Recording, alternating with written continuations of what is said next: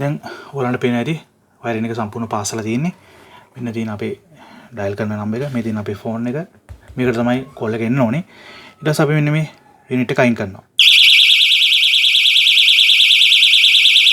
ඔයාලන් දකින්න